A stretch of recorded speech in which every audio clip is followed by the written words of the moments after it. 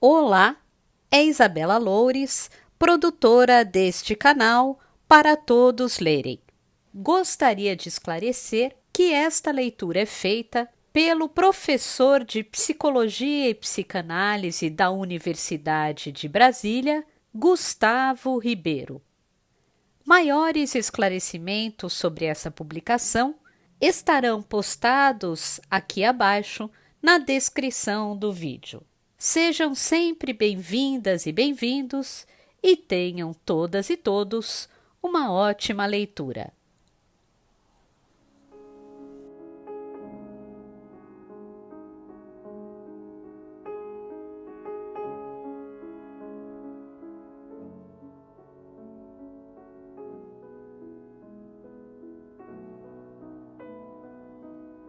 Bom dia, pessoal. Sejam bem-vindos, então, a mais um encontro da leitura do livro Memórias, Sonhos, Reflexões, que é a autobiografia do Jung. E na leitura de hoje nós vamos percorrer o capítulo intitulado Anos de Estudo, que nessa edição da coleção da Ediouro, Clássicos de Ouro, é na página 99. Apesar do meu interesse crescente pelas ciências naturais, voltava de vez em quando aos livros de filosofia. A necessidade de optar por uma carreira tornava-se cada vez mais urgente. Desejava ardentemente terminar minha vida de colegial para então dedicar-me às ciências naturais. Seria o meio de estudar algo de real. Mas ao formular essa ideia, era assaltado pela dúvida. Não deveria estudar história e filosofia? Meu interesse voltava-se de novo para as civilizações do Egito e da Babilônia, e, sobretudo, a arqueologia me tentava. Entretanto, meus recursos só permitiam que estudasse em Basileia, onde não havia sequer professores para isso. Assim, abandonei tal plano, mas não me decidia e adiava sempre a resolução no tocante à carreira a seguir. Meu pai começou a preocupar-se. Certa vez, ouvi-o comentando: o garoto se interessa por tudo, mas não sabe o que quer. Não pude deixar de concordar. Chegado o momento de fazer o exame para a universidade, em que era necessário decidir em que faculdade me inscreveria, disse então, sem hesitar: Estudos Filosóficos 2. Deve ser aqui a marcação que ele fez, Est Philos 2, suponho que seja Estudos Filosóficos 2. Isto é, estudante de Ciências Naturais, deixando meus colegas na dúvida se realmente queria dizer Estudos Filos 1 ou 2, de Ciências ou de Humanidades. Então agora ele explicou melhor aqui. Seria então uma categoria que permitiria uma dupla interpretação. Essa decisão, aparentemente rápida, teve seus antecedentes. Algumas semanas antes, no momento em que o meu número 1 lutava com o número 2 por causa da decisão, tive 2 sonhos. No primeiro, caminhava através de uma floresta sombria ao longo do Reno. Chegando a uma pequena colina, na verdade um túmulo, comecei a cavar. Pouco depois, encontrei com grande espanto ossos de animais pré-históricos. Vivamente interessado, compreendi no mesmo instante que devia estudar a natureza, o mundo em que vivemos e todas as coisas que nos cercam. No segundo sonho, encontrava-me de novo numa floresta. Havia córregos e no recanto mais sombrio vi, cercado por espessas brenhas, um açude circular. Na água, emergindo em parte, distingui uma forma singular e muito estranha. Era um animal redondo, multicor e cintilante, composto de numerosas células pequenas ou de órgãos semelhantes a tentáculos, um radiolário gigantesco, de cerca de 1 metro de diâmetro. Pareceu-me extraordinário que essa criatura magnífica tivesse ficado incólume naquele lugar oculto, sob a água clara e profunda. Isso despertou em mim um desejo intenso de saber, e então acordei com o coração batendo forte. Esses 2 sonhos me impeliram irresistivelmente para o campo das ciências naturais, suprimindo as dúvidas anteriores. Nessa ocasião, eu estava plenamente convencido de que vivia num tempo e num lugar determinados e que era preciso ganhar a vida. Devia, portanto, optar por um caminho ou por outro, e o fato de que todos os meus colegas estivessem convencidos dessa necessidade, sem qualquer perplexidade, me impressionava profundamente. Tinha mesmo a impressão de ser diferente. Mas por que a minha atitude seria singular? E qual o motivo pelo qual não conseguia fixar-me numa escolha definitiva? O esforçado D, que aqui é o nome de outra pessoa, né, que meu professor de alemão erigira em modelo de aplicação e consciência, optara pela teologia. Reconheci que devia refletir sobre o assunto. Se me tornasse zoólogo, por exemplo, só poderia ser professor, ou, na melhor das hipóteses, um empregado de jardim zoológico. Não era uma perspectiva razoável, mesmo pretendendo pouco. Entretanto, teria preferido empregar-me num jardim zoológico do que levar uma vida de professor. Ai, meu Deus. Acho que eu tenho que concordar com o Jung mesmo, viu, anos depois. Neste impasse, ocorreu-me a ideia luminosa de que poderia estudar medicina. É estranho que este pensamento não tivesse aparecido antes, uma vez que meu avô paterno, sobre o qual tanto me haviam falado, era médico. Mas talvez fosse o motivo pelo qual sentia certa resistência contra essa profissão. Entre aspas aqui, não imitar ninguém era a minha divisa. Pensei que a especialidade de médico começava com o estudo das ciências naturais. Por conseguinte, não ficaria de todo frustrado. Além disso, sendo tão variado o campo da medicina, haveria sempre a possibilidade de especializar-me numa direção. Optei, afinal, pela, entre aspas, ciência. Mas de que forma poderia fazer meus estudos? Precisava ganhar a vida, e como não tinha dinheiro, era impossível ir para uma universidade estrangeira e preparar-me para uma carreira científica. Poderia, na melhor das hipóteses, tornar-me um diletante da ciência. E como, além do mais, era pouco simpático aos olhos de muitos colegas e de pessoas competentes, ou seja, professores, despertando desconfiança e suscitando repreensões, não tinha esperança de encontrar um protetor que apoiasse as minhas aspirações. Só para contextualizar, ele está se referindo aqui aos episódios que ele sofreu uma certa desconfiança e perseguição por parte dos professores quando ele tinha que produzir trabalhos escolares, e as resenhas, as redações que ele fazia eram redações que os professores nunca davam crédito a ele, porque eles achavam que ele tinha copiado isso de algum livro, porque elas eram geniais demais para a idade dele na época, né? Coisa de adolescência. Então ele sempre foi muito perseguido e descreditado pelos professores. Por isso que ele fala aqui em cima que preferia se empregar num jardim zoológico do que levar uma vida de professor. Então, voltando aqui. Decidi-me finalmente pelos estudos médicos, com o sentimento pouco agradável de que não era bom começar a vida por um tal compromisso. De qualquer forma, senti-me bastante aliviado por ter tomado essa decisão irrevogável. Foi preciso, então, enfrentar o penoso problema de arranjar o dinheiro para os estudos. Meu pai podia fornecê-lo apenas em parte. Solicitou uma bolsa junto à universidade e, para minha vergonha, a obtive. Esse sentimento prendia-se menos ao fato de que nossa pobreza seria assim publicamente confirmada, do que a convicção de que todos os, entre aspas, superiores, isto é, os, entre aspas, de novo, competentes, não me viam com bons olhos.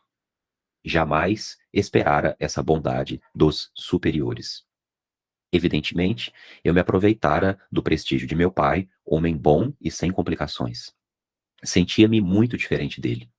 Tinha duas concepções divergentes acerca de mim mesmo. O número 1 encarava minha personalidade número 2 como a de um jovem pouco simpático e medianamente dotado, com reivindicações ambiciosas, um temperamento descontrolado, maneiras duvidosas, ora ingenuamente entusiasta, ora puerilmente decepcionado. No fundo, um obscurantista afastado do mundo. O número 2 considerava o número 1 como aquele que encarnava um dever moral, difícil e ingrato, uma espécie de tarefa que deveria ser cumprida de qualquer forma, e que se tornara mais difícil devido a uma série de defeitos: preguiça esporádica, falta de coragem, depressão, entusiasmo inepto por ideias e coisas que ninguém apreciava, amizades imaginárias, estreiteza de espírito, preconceitos, estupidez matemática, falta de compreensão com os outros, confusão e desordem no que dizia respeito à visão do mundo. Além disso, não era cristão nem nada. O número 2 não era, afinal, um caráter, mas uma vita peracta, nascido, vivo, morto, o tudo em um, visão total da natureza humana, de uma clareza impiedosa consigo mesmo, mas incapaz e pouco inclinado, se bem que o desejando, a exprimir-se por intermédio do espesso e obscuro número 1. Quando o número 2 predominava, o número 1 ficava como um reino interior obscuro. O número 2 se considerava como uma pedra lançada no extremo do mundo, mergulhando em silêncio no infinito da noite. Nele, no número 2, reinava, entretanto, a luz como nos amplos recintos de um palácio real, cujas altas janelas se abriam para uma paisagem banhada de sol. Só uma pausa aqui para contextualizar. Lembrem-se que quando ele se refere a número 1 e a número 2, ele está se referindo à personalidade número 1 como sendo a existência, a existência desse tempo, dessa vida, o seu caráter. A personalidade do eu, vamos colocar dessa forma. E a personalidade número 2, ele está se referindo a uma espécie de camada da personalidade que transcenderia a existência temporal desse momento. Mas ele costuma se referir ao número 2 como sendo uma alma de um século atrás, uma alma mais antiga dentro dele, um lado da personalidade dele que não condiz com o eu de um jovem, mas que tem gostos e opiniões e demandas de uma pessoa muito mais velha, mas dentro dele também. Então ele vem desde o início do livro discernindo entre as contradições e os conflitos dessas duas personalidades.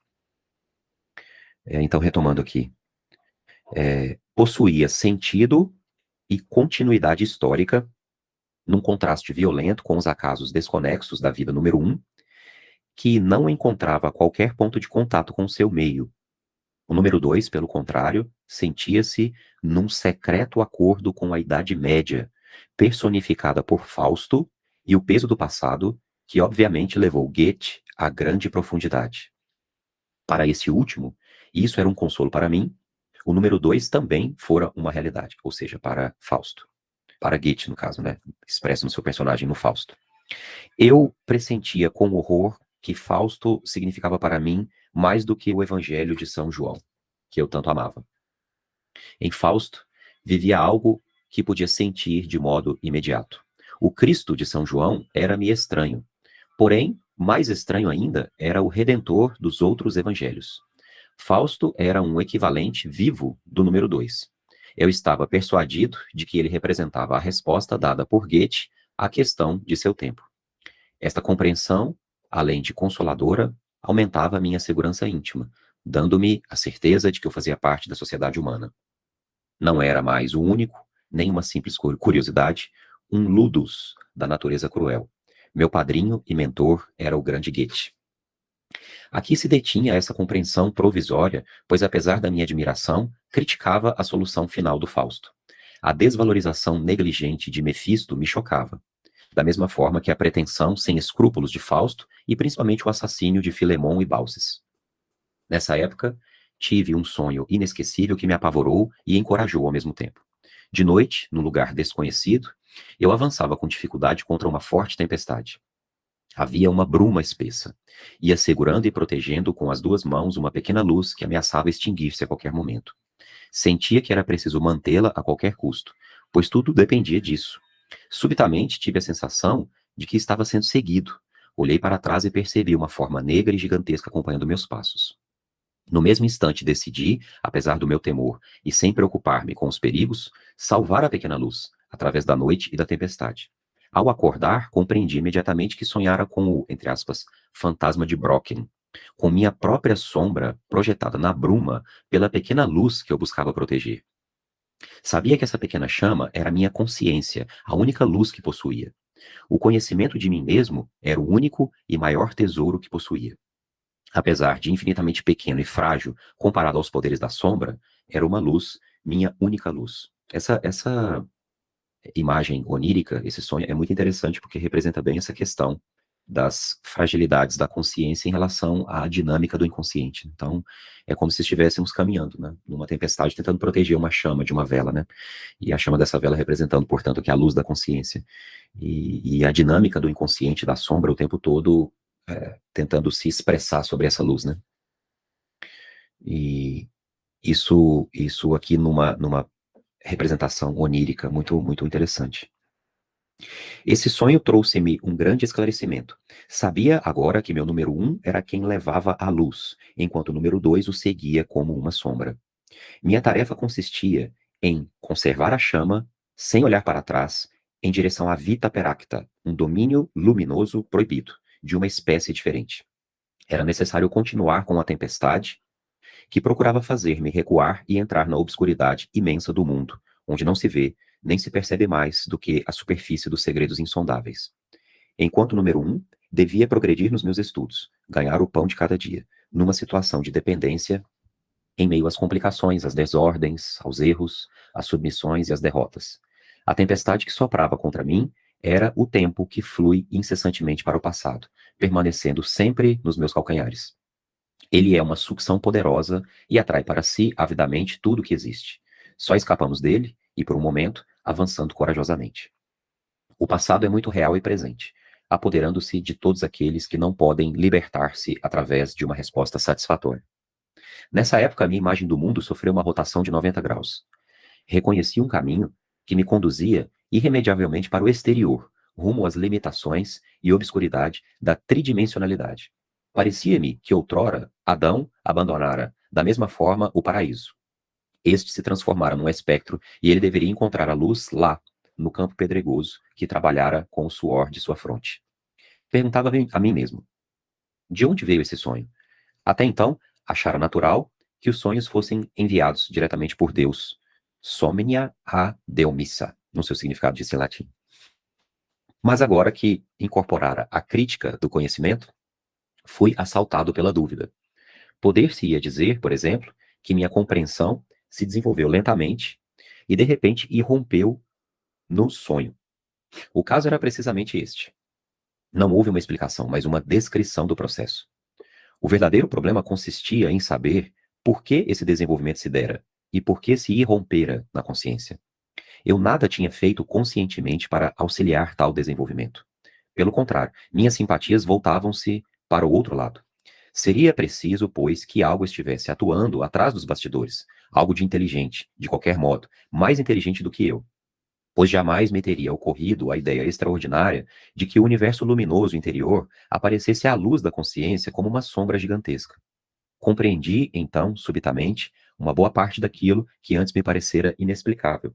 Em particular, a sombra fria do estranho e do desconhecido que se apoderava das pessoas cada vez que eu fazia alusão a algo e evocava o reino interior. Teria, sem dúvida, de abrir mão do número 2, mas não deveria renegá-lo nem invalidá-lo de forma alguma diante de meus próprios olhos.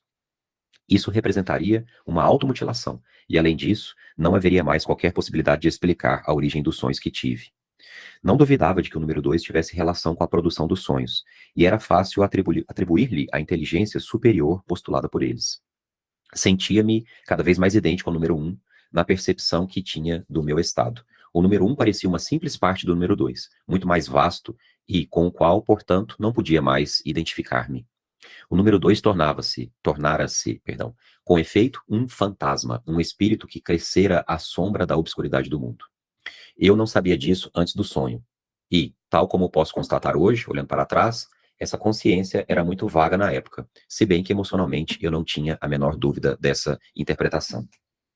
Eu estou achando aqui muito interessante também é o fato de que o Jung tem desde muito novo, porque a gente está falando aqui de um adolescente, início de vida adulta, né?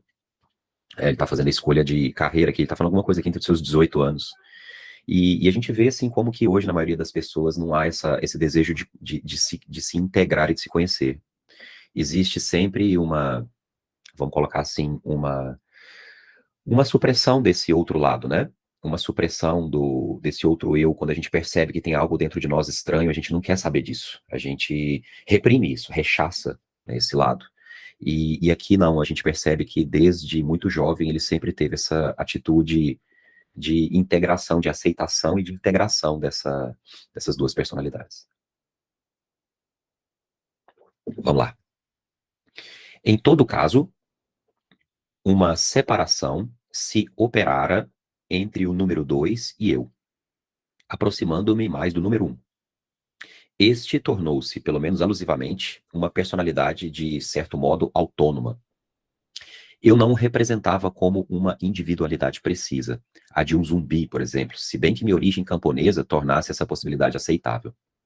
No campo, conforme as circunstâncias, acredita-se nessas coisas, elas são e não são ao mesmo tempo. O único aspecto claro do número 2 era seu caráter histórico, sua extensão no tempo, ou melhor, sua intemporalidade. É verdade que eu não o exprimia tão prolixamente, assim como não representava sua existência no espaço. Ele desempenhava o papel de um fator mal definido, se bem que existisse definitivamente no fundo da minha vida. O ser humano vem ao mundo com disposições físicas e espirituais particulares. Em primeiro lugar, toma contato com o meio familiar e seu ambiente, com os quais se harmoniza numa certa medida, conforme sua individualidade. Mas o espírito familiar, por seu lado, traz em alto grau a marca do espírito do tempo, que, enquanto tal, permanece inconsciente para a maioria dos homens.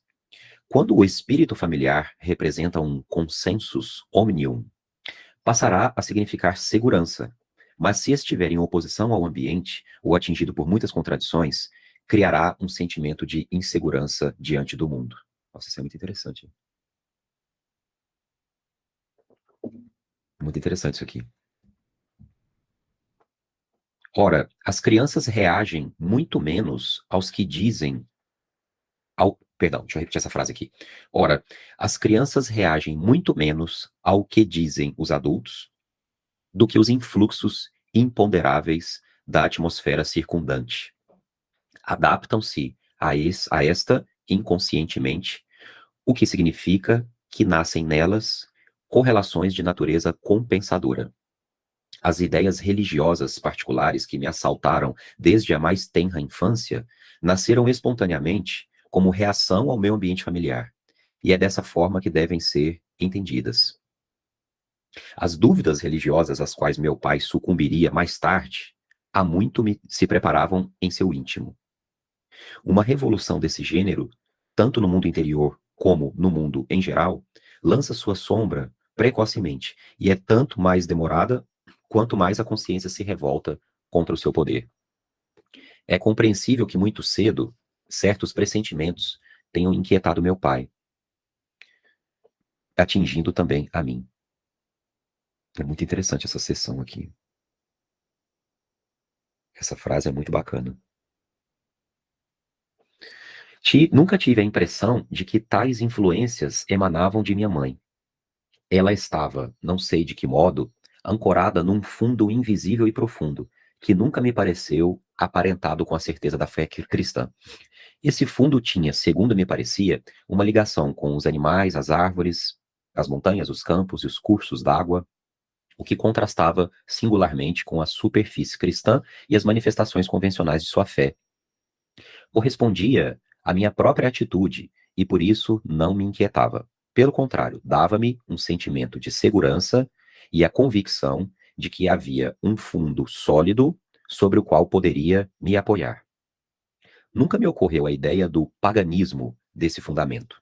O aspecto número 2 de minha mãe foi o apoio mais forte que senti nos conflitos que se preparavam entre a tradição paterna e as estranhas formas compensadoras que meu inconsciente tendia a criar. Quando olho para trás, vejo quanto o desenrolar da minha infância antecipou os acontecimentos futuros e preparou os modos de adaptação ao fracasso religioso de meu pai e à perturbadora revelação da imagem do mundo de hoje. Esta última também não nasceu de um dia para o outro, mas lançou sua sombra há muito tempo. Se bem que tenhamos, como homens, nossa vida pessoal, nem por isso deixamos de ser, em larga medida, os representantes, as vítimas e os promotores de um espírito coletivo, cuja duração pode ser calculada em séculos. Podemos pensar durante toda a vida que seguimos nossas próprias ideias, sem descobrir que fomos os comparsas essenciais no palco do teatro universal. Pois há fatos que ignoramos e que, entretanto, influenciam poderosamente nossa vida por serem inconscientes. Assim, pois, pelo menos uma parte do nosso ser vive nos séculos, e essa parte é aquela que, para meu uso pessoal, chamei de número 2. Ela não constitui uma curiosidade individual, e a religião do Ocidente o prova, dirigindo-se expressis verbis ao homem interior. Há cerca de 2000 anos, esforça-se por fazê-lo patente à consciência superficial e ao seu personalismo. Bom, agora tem uma expressão em latim aqui, deixa eu ver se eu consigo arriscar. Noli foras ire in interiore homini habitat veritas. Entre parênteses aqui. Não saias, é no interior do homem que habita a verdade. Nossa, que legal. De 1892 a 1894, tive uma série de violentas discussões com meu pai. Ele tinha estudado línguas orientais em Göttingen, sob a direção de Ewald, e fizera sua tese sobre uma versão árabe do Cântico dos Cânticos. Seu período heróico terminou com o exame final na universidade. Depois esqueceu seus dons filológicos. Pastor em Laufen, perto das quedas do Reno, entregou-se a um entusiasmo sentimental às lembranças de seus tempos de estudante, continuando a fumar seu longo cachimbo dessa época. A vida conjugal o decepcionara. Praticava o bem, em demasia. Consequentemente, estava quase sempre de mau humor e sofria de irritação crônica. Meus pais se esforçavam por levar uma vida piedosa e o resultado era a repetição frequente de cenas desagradáveis. Como é fácil compreender, sua fé entrou em crise por causa dessas dificuldades. Nessa época, sua irritabilidade e insatisfação tinham aumentado e seu estado me preocupava. Minha mãe evitava tudo o que pudesse exasperá-lo e não dava margem a brigas. Eu reconhecia a sabedoria de sua atitude, mas às vezes não conseguia controlar meu temperamento. Diante das explosões emocionais de meu pai, eu mantinha uma atitude passiva, mas quando seu estado de espírito parecia melhorar, tentava o diálogo, a fim de conhecer melhor o que se passava em seu íntimo e o que ele sabia sobre si mesmo. Estava convencido de que seu tormento tinha uma causa precisa ligada às suas convicções religiosas. Uma série de alusões me convenceram disso. Eu achava que a razão dessas dúvidas era a falta de uma vivência indispensável delas. As tentativas de discussão confirmaram essa impressão, pois todas as minhas perguntas eram seguidas de respostas teológicas sem vigor e que eu conhecia bem, ou de um alçar de ombros resignado que excitava meu espírito de contradição. Não podia compreender o motivo pelo qual não lutava, confrontando-se com sua situação. Percebia que minhas perguntas críticas o entristeciam, mas esperava chegar a um diálogo construtivo. Parecia-me inconcebível que ele não tivesse a experiência de Deus, a mais evidente de todas. Eu estava suficientemente informado sobre a teoria do conhecimento para saber que é impossível provar a existência de Deus.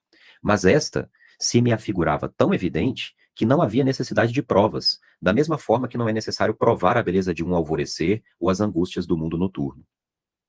Procurava comunicar-lhe essa evidência, talvez desajeitadamente, esperando ajudá-lo a suportar seu destino inevitável.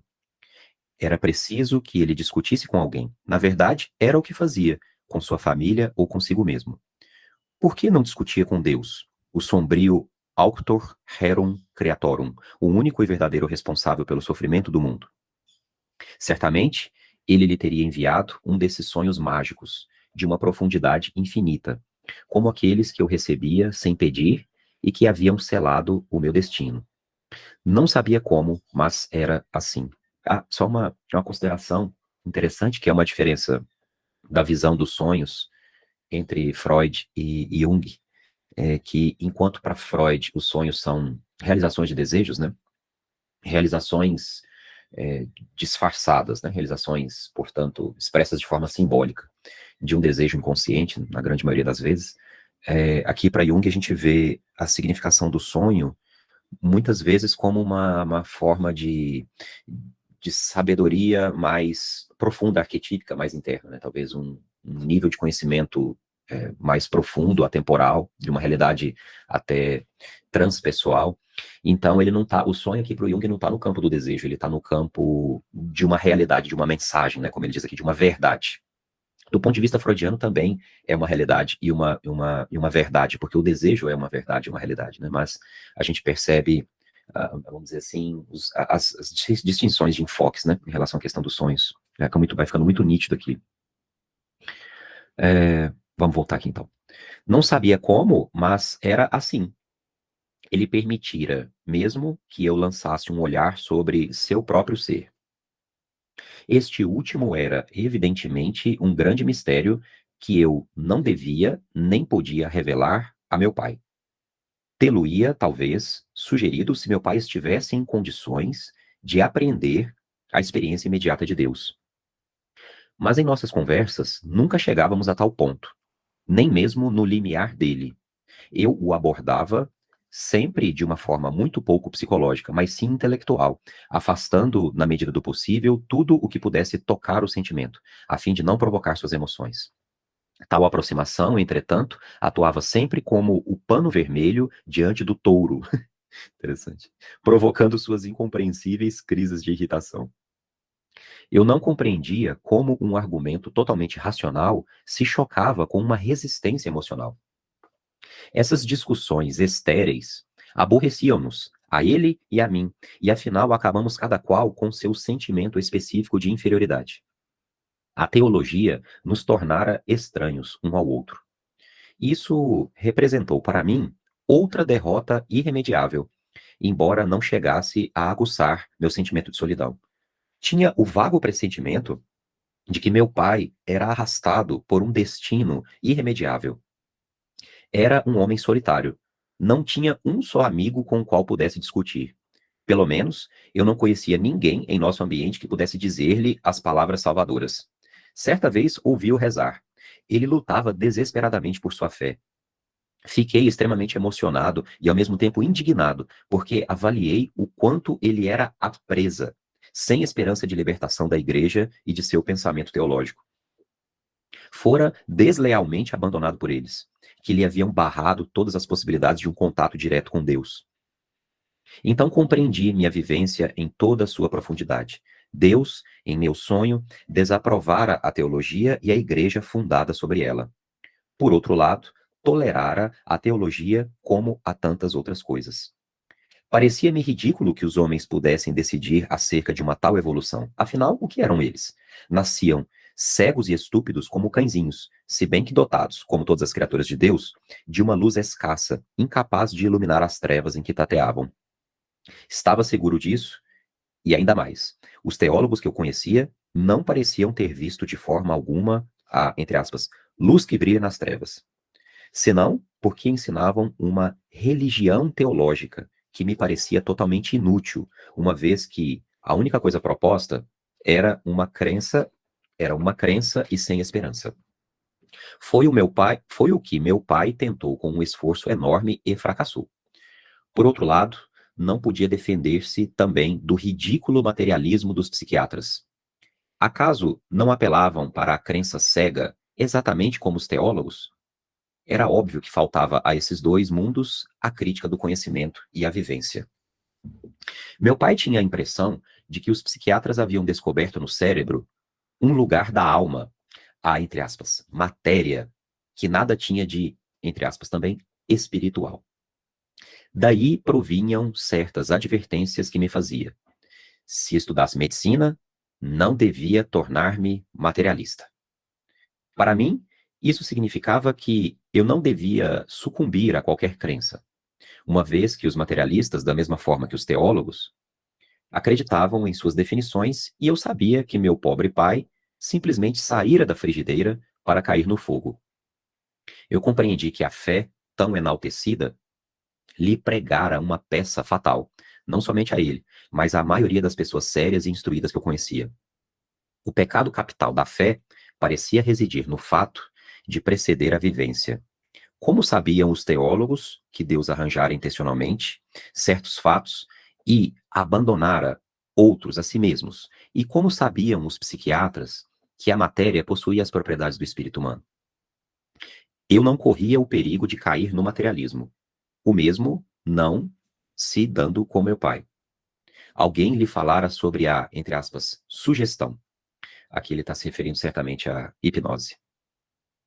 Descobri que, nessa época, estava entregue a leitura do livro de Bernheim sobre o assunto, traduzido para o alemão por Sigmund Freud. Esse fato era novo e importante, pois até então só tinha visto meu pai ler romances e, às vezes, relatos de viagens. Todos os livros inteligentes e interessantes pareciam ser proibidos. Entretanto, nada disso parecia fazê-lo mais feliz. Seus humores depressivos e sua hipocondria se multiplicavam e se agravavam. Há alguns anos, queixava-se de todos os sintomas abdominais sem que o médico pudesse constatar algo de preciso. Queixava-se agora da sensação de ter pedras no ventre. Durante muito tempo, não tomamos a sério suas queixas, mas finalmente o médico ficou preocupado. Estávamos no fim de 1895. Na primavera, tinha começado meus estudos na Universidade de Basileia, o único período da minha vida em que me aborreci.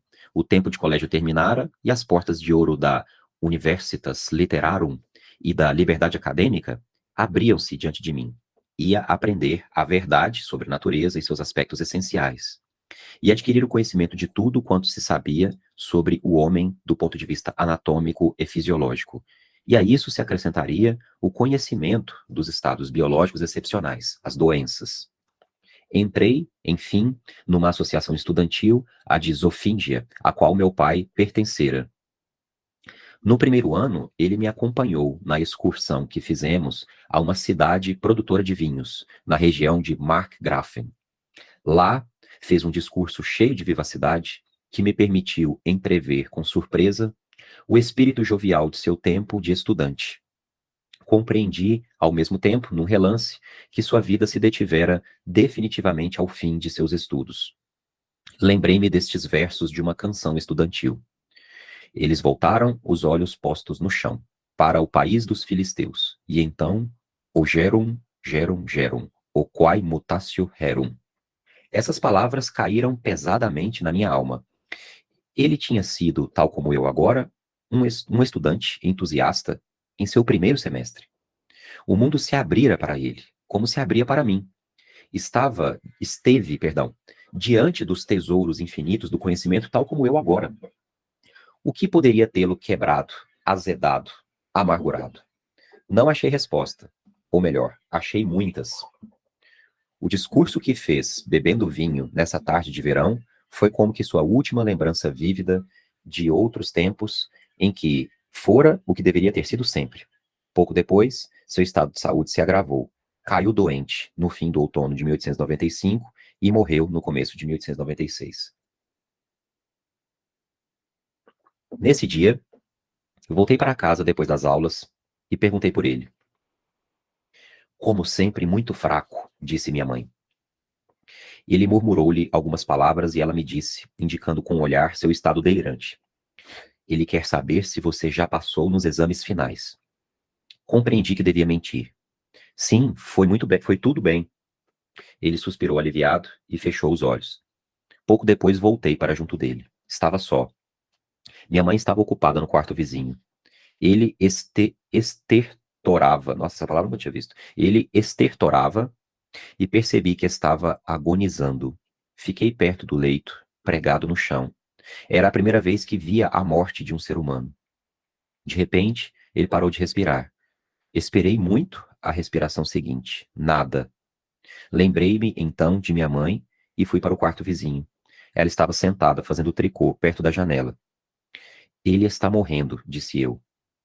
Ela aproximou-se do leito comigo e viu que estava morto. Como tudo aconteceu depressa, disse ela, admirada. Os dias que se seguiram foram pesados e dolorosos. Poucas lembranças me restaram deles. De repente, minha mãe disse com sua segunda voz, dirigindo-se a mim ou à atmosfera que me cercava. Ele desapareceu na hora certa para você. Isto parecia significar, vocês não se compreendiam e ele poderia ser um obstáculo para você, fecha aspas. Tal atitude concordava com a personalidade número 2 de minha mãe. Esse, para você, tocou-me rudemente e senti que uma parte do passado estava definitivamente encerrada. Por outro lado, despertava em mim uma sensação de virilidade e liberdade. Depois da morte de meu pai, instalei-me em seu quarto e tomei seu lugar na família. Assim, por exemplo, toda semana devia dar à minha mãe o dinheiro para as despesas da casa, pois ela era incapaz de lidar com as contas. 6 semanas depois de sua morte, meu pai apareceu-me em sonho. Surgiu bruscamente diante de mim e disse que tinha voltado das férias. Tinha descansado e voltara para casa. Pensei que me censuraria por ter me instalado em seu quarto, mas ele não disse nada. No entanto, envergonhei-me por ter imaginado que ele tinha morrido. Alguns dias depois, o sonho se repetiu. Meu pai voltara para casa, curado, e eu me censurava por tê-lo julgado morto. Perguntava a mim mesmo: o que significa essa volta de meu pai nos sonhos? Por que tem um aspecto tão real? Esse acontecimento inesquecível obrigou-me pela primeira vez a refletir sobre a vida depois da morte. Nossa, aqui tem uma questão aqui. Bom, eu vou falar de um ponto de vista mais freudiano, né? Mas é uma questão bastante edipiana aqui em relação ao Jung e ao pai, né? A gente está vendo desde o início da leitura esse complexo paterno se mostrando assim na forma de uma resistência, né? Ele tem sempre um questionamento, uma crítica, uma expectativa, uma cobrança muito grande em relação ao pai. A gente viu isso por toda a leitura. E não sei qual foi a impressão de vocês, mas aqui na passagem do pai, né? Na morte do pai, a naturalidade com que ele e a mãe trataram a morte do pai, e nós já sabíamos aqui como o casamento entre eles era, era uma relação assim que parecia que não era um bom casamento, né? E era distante. E, e essa frase da mãe, né? Ele desapareceu na hora certa para você. E acho que depois vem esse sonho também no sentido de uma culpa, né? Eu tô falando do ponto de vista freudiano, não tô falando do ponto de vista junguiano. Mas dá a entender que é como se manifestasse o desejo, enfim, de morte do pai, né? Tanto que o pai morre, ele se muda para o quarto do pai, enfim. O conflito que está expresso nisso aqui. O desejo de que o pai morra, né? Subjugar o pai, assumir o lugar do pai, versus a culpa. E isso vem refletido no sonho aqui na forma do retorno do pai à casa. Enfim, vamos voltar aqui para a leitura. Depois da morte de meu pai, surgiram graves problemas com o prosseguimento de meus estudos. Uma parte da minha família, do lado materno, achava que eu devia empregar-me como caixeiro numa casa de comércio para ganhar dinheiro o mais depressa possível. O irmão mais moço de minha mãe ofereceu-lhe ajuda, pois o que tínhamos era insuficiente para viver. Um tio, do lado paterno, socorreu-me. Quando terminei meus estudos, devia a ele 3.000 francos. O restante ganhava como subassistente, além de ajudar uma tia velha a negociar uma pequena coleção de antiguidades. Vendi esses objetos, peça por peça, vantajosamente, com um lucro que veio na hora certa. Não lamento o tempo de pobreza, pois me ensinou a apreciar as coisas simples. Lembro-me muito bem que certa vez recebi de presente uma caixa de charutos. Senti-me um príncipe. Os charutos duraram 1 ano, pois não fumava mais do que um por domingo. Olhando para trás, posso afirmar que meus anos de universidade foram felizes. Tudo era intelectualmente vivo. Foi esse também o tempo da amizade. Fiz várias conferências sobre temas teológicos e psicológicos na sociedade de Zofíngia. Nossas conversas eram muito animadas e não se restringiam a problemas médicos. Discutíamos de Schopenhauer a Kant. Conhecíamos os diversos estilos de Cícero e nos interessávamos por teologia e filosofia. Tínhamos uma formação clássica e pertencíamos a uma tradição intelectual muito cultivada. Albert Oeri, não sei se essa pronúncia está certa, mas era um de meus amigos mais íntimos. Nossa amizade durou até sua morte em 1950. Na realidade, essa relação era 20 anos mais velha do que nós, pois começara com a amizade de nossos pais no fim dos anos 60, no século XIX. Mas enquanto o destino deles os separou nos anos que se seguiram, o nosso nos ligou, conservando-nos unidos até o fim pelos laços da fidelidade. Conhecera Oeri como membro da sociedade de Zofíngia. Ele tinha muito humor, muita sensibilidade e calor. além de ser um excelente contador de histórias. Impressionava-me sabê-lo sobrinho neto de Jacob Burckhardt, que nós, jovens estudantes de Basileia, venerávamos como o grande homem, já legendário, que vivera e atuara em nosso meio. Sim, por certos traços de sua fisionomia, por suas maneiras de se mover ou de se exprimir, Oeri nos lembrava um pouco a aparência desse homem raro. Através de meu amigo, aprendi muitas coisas sobre Bachofen, que, assim como a Burckhardt, eu encontrara eventualmente na rua.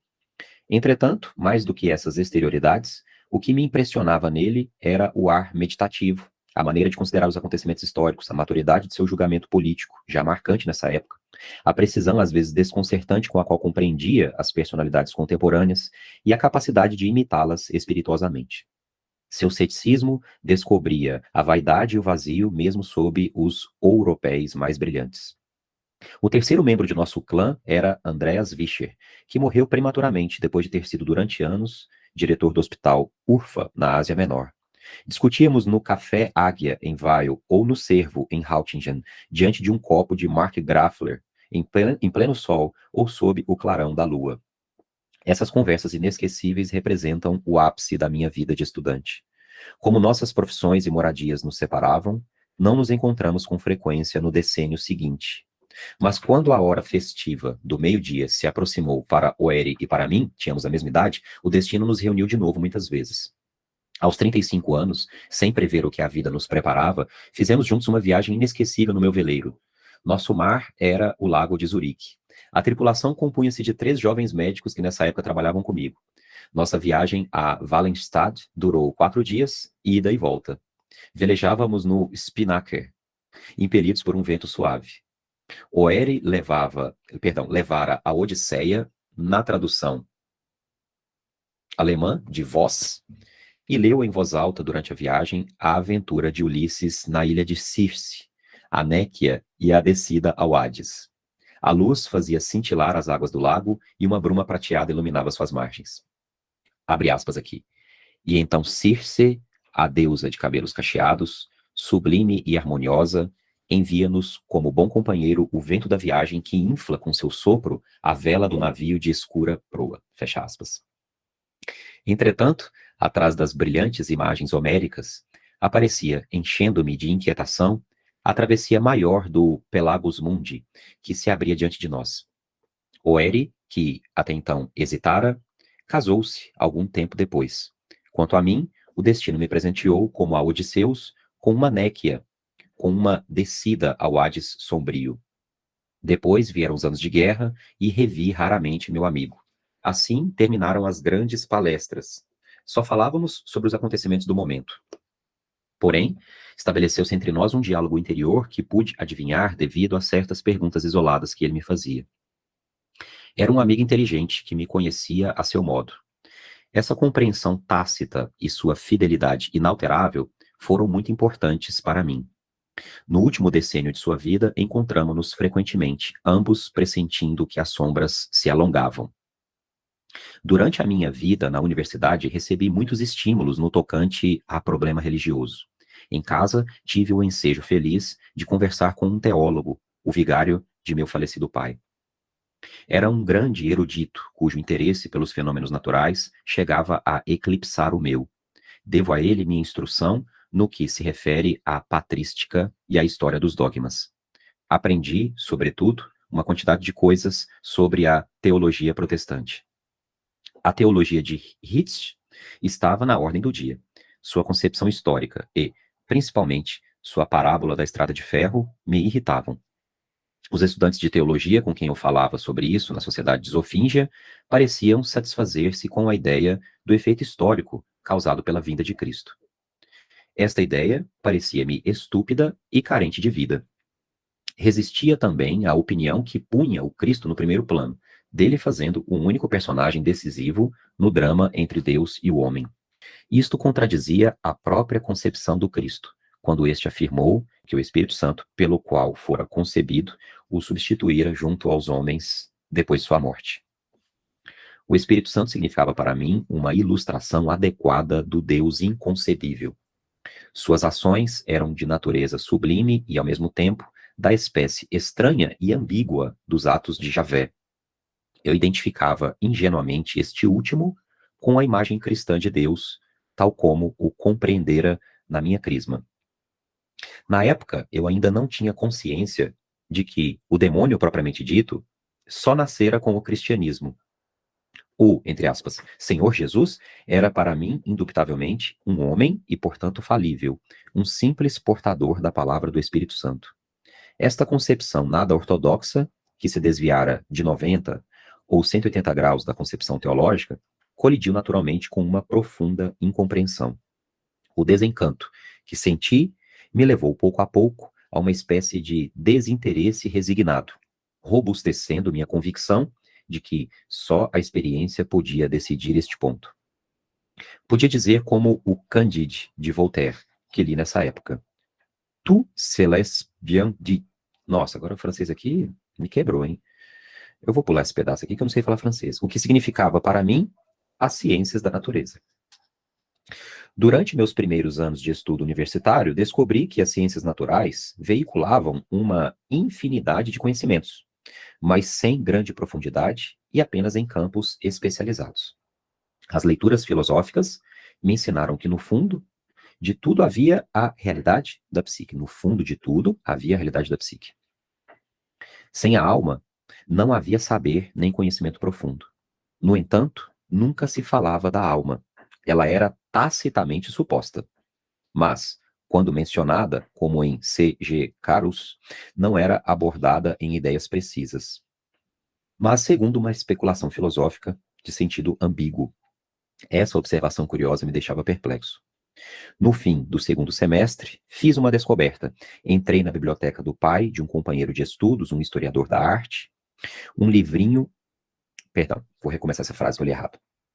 No fim do segundo semestre, fiz uma descoberta. Encontrei na biblioteca do pai de um companheiro de estudos, um historiador da arte, um livrinho dos anos 70 sobre a aparição de espíritos. Tratava-se de um relato a respeito dos primórdios do espiritismo, escrito por um teólogo. Minhas dúvidas iniciais dissiparam-se rapidamente. Sem dúvida, tratava-se, em princípio, de histórias semelhantes àquelas que, desde a minha primeira infância, ouvira no campo. O material era indubitavelmente autêntico, mas a pergunta decisiva sobre a realidade física que essas histórias implicavam não era respondida com clareza. De qualquer modo, constatei que, evidentemente, em todas as épocas, nos mais diversos lugares da Terra, as mesmas histórias eram contadas. Qual a razão disso? A eventualidade de que isso pudesse repousar em pressuposições religiosas idênticas devia ser afastada. Tratava-se, então, de algo relacionado com o comportamento objetivo da alma humana. Entretanto, nada se podia compreender sobre o problema essencial da natureza objetiva da alma, além do que diziam os filósofos. Gente, eu vou fazer o seguinte. Nós estamos nos aproximando aqui no nosso horário agora de 10 horas da manhã, o que vai inteirar 1h30 de leitura. Então, eu vou propor mais 10 minutos de leitura e mais 5 minutos para a gente fazer nossas considerações finais. Vamos ver se a gente avança mais um pouco nesse capítulo. E aí, o que faltar, a gente conclui numa próxima sessão de leitura. Então vamos lá, nós estamos aqui na página 114. Por mais estranhas e suspeitas que parecessem as observações dos espíritas, nem por isso deixavam de constituir os primeiros relatos sobre os fenômenos psíquicos objetivos. Nomes tais como os de Zollner e de Crookes me impressionaram e li praticamente todos os livros sobre o espiritismo dessa época. Comentei o assunto com meus colegas e com grande espanto constatei que reagiam não acreditando, por brincadeira ou então por uma recusa ansiosa diante de tais fenômenos. Eu me espantava com a segurança de suas afirmações sobre a impossibilidade dos fantasmas, das mesas giratórias e com a certeza que tinham de que tudo isso era um embuste. Admirava-me também com a atitude de recusa que denunciava os de caráter mais medroso. É claro que não estava convicto da veracidade de tais fatos, mas afinal de contas, por que não deveria haver fantasmas? De um modo geral, como poderíamos saber que algo é impossível? E o que significava aquela ansiedade? Quanto a mim, achava essas possibilidades extremamente interessantes e atraentes. Elas embelezavam minha existência. O mundo ganhava em profundidade. Perguntava a mim mesmo se os sonhos teriam alguma relação com os espíritos. Os sonhos de um iluminado, de Kant, caiu-me às mãos como de propósito. E logo descobri também Karl Duprel, que interpretava essas ideias sob o ponto de vista filosófico e psicológico. Desenterrei Eschtmeyer, Passavant, Justinus Kerner e Goertz, e além disso, li 7 volumes de Swedenborg. A personalidade número 2 de minha mãe parecia aprovar o meu entusiasmo, mas o ambiente geral era desencorajador. Até então, eu apenas colidira contra a rocha das ideias tradicionais. Agora, colidia com o aço dos preconceitos e com a incapacidade efetiva de abrir campo para as possibilidades não convencionais, mesmo por parte de meus amigos mais próximos. Para eles, meu interesse por essas coisas parecia ainda mais suspeito do que minhas preocupações teológicas. Tinha a sensação de ser empurrado até o limite do universo. Para eles, o assunto do meu interesse mais ardente não passava de poeiras, nuvens e até mesmo dava razão para ter medo. Medo do quê? Eu não sabia. Afinal de contas, a ideia de que talvez certos acontecimentos escapassem às limitações das categorias de espaço, tempo e causalidade não era algo que pudesse abalar o mundo, algo de inaudito. Certos animais não pressentiam a tempestade e os tremores de terra? Não havia sonhos premonitórios da morte de certas pessoas? Relógios que se detinham no instante da morte de alguém? Copos que se partiam inesperadamente? Tudo isso era natural no mundo em que até então vivera. Mas eis que, de repente, parecia que eu era o único a saber disso. Perguntava a mim mesmo, perplexo, em que mundo caíra. Naturalmente, esse era o mundo das cidades, que ignorava tudo acerca do campo, do mundo real das montanhas, de rios e florestas, dos animais e dos pensamentos divinos, plantas e cristais. Achei essa reflexão consoladora. Em todo caso, ela aumentou minha autoestima, fazendo-me compreender que o mundo citadino, apesar da plenitude de seu doutor saber, perdão, apesar da plenitude de seu douto saber, era espiritualmente limitado. Essa constatação foi, entretanto, perigosa para mim e me compeliu a atitudes de superioridade e a um gosto abusivo da crítica e da agressividade, que despertaram contra mim merecidas antipatias. Estas reforçaram as antigas dúvidas, meus sentimentos de inferioridade e humores depressivos, ciclo que decidi finalmente interromper a qualquer custo. Não queria permanecer afastado do mundo, nem adquirir a fama duvidosa de um personagem excêntrico. Agora, o que que a gente viu hoje aqui, né? Tem bastante coisa. Eu não sei o que chamou mais a atenção de vocês, mas ele repete algumas coisas. Repete não, mas ele mantém algumas questões que ele já tinha trazido nos capítulos anteriores. O tempo todo esse enfoque personalidade número 1 versus personalidade número 2, né? E como que isso vai chocando e vai influenciando as escolhas e o momento que ele está passando, que é um momento de escolha profissional, aquele momento em que a gente já se deparou nas nossas vidas, de que a gente tem um sonho de alguma coisa, mas a gente esquece que o mundo, eu vou chamar assim de mundo real, nos pede os pés no chão. A gente tem que pensar em como ganhar dinheiro também, né? E eu reparei aqui, nesse dilema que ele passou, alguma coisa um pouco parecida também com o que o Freud passou, né, na sua juventude, porque Freud também queria ser um cientista. No início ele tinha uma dúvida entre fazer direito, que seria assim uma carreira, né, de prestígio também para aquela época, né, ser advogado, ou ser médico, mas na realidade ele gostaria de ter sido cientista. E mais um cientista nessa época, nesse período que a gente está falando, que não ganhava dinheiro, né? Quer dizer, até hoje não ganha dinheiro, mas é aquela realidade, assim, você não faz uma escolha, uma vocação financeira para sustentar uma família, né? E aí Freud vai acabar optando pela medicina, pela prática clínica da medicina, né, que seria o que na época daria condições de manter uma casa. E aí o próprio processo da psicanálise, eu acho que é uma forma que ele encontra de conciliar a carreira médica com a pesquisa científica, né, com esse se enveredar pela busca científica. E a gente vê que o Jung passou também aqui uma questão muito semelhante, né? Quer dizer, a medicina, então, parece que assim como para Freud e para Jung, era aquela carreira que permitia vamos dizer, um meio termo entre uma vida de pesquisa e uma vida de uma profissão que pudesse trazer algum sustento material, né? Pagar as contas, vamos colocar dessa forma. Então esse ponto me chamou muito a atenção no primeiro momento. Acho que também as questões ligadas ao pai e à morte do pai, elas vão aqui evoluindo, né? A gente vê que elas vão evoluindo aqui até ao falecimento do pai. E aí esse sonho, né? Esse sonho do retorno do pai depois da morte, esse sonho do retorno do pai não doente e a culpa que ele sente por ter ocupado o quarto do pai após a morte dele, que retrata a culpa, retrata também essa questão, esse complexo paterno, do ponto de vista freudiano, até essa questão edipiana que ele traz, né, em relação ao pai, essa implicância que ele tem em relação ao pai, né? E então esse também foi um ponto que me chamou muito a atenção. E no mais, a gente vai vendo aqui algumas ilustrações de sonhos, né? Acho que também me chamou muito a atenção aquele sonho. Eu acho muito bonita essa cena desse sonho com ele caminhando sobre a tempestade e o vento na escuridão, tentando proteger a chama, uma chama pequena nas mãos, né? De uma vela, algo assim.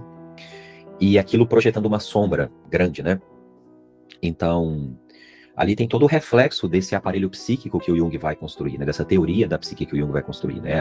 A pequenez da luz da consciência em relação às forças do inconsciente, né? As proporções do inconsciente na personalidade e o tamanho da sombra e como que a psique tenta se compensar para manter esse equilíbrio muito tênue, né? Dessa pequena chama que precisa ser protegida para que ela não seja engolida pelas sombras, né? Para que ela não se apague. Se essa chama se apagar, perdão, a gente teria que, eu suponho que possivelmente a psicose, né? A irrupção do inconsciente sobre o total da personalidade, sobre a consciência, né? Então a desagregação da consciência, a desagregação do eu, portanto, né? Então levaria à psicose, né? Então, esse recorte desse sonho do Jung também acho muito interessante. A gente vê como que para ele sempre foi uma coisa muito presente na vida dele, né? Desde a infância, né? Sempre teve muito presente essa reflexão filosófica sobre a teologia, né?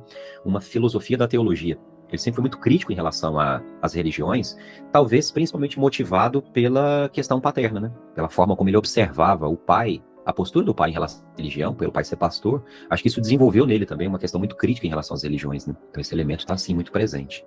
Acho que nós podemos encerrar. Nós paramos, então, na página 115. E a próxima sessão de leitura vai ser um pouco mais curtinha, porque nós vamos até o final do capítulo, que vai equivaler a mais umas 11 páginas, para que depois a gente possa entrar no capítulo seguinte, que se chama Atividade Psiquiátrica.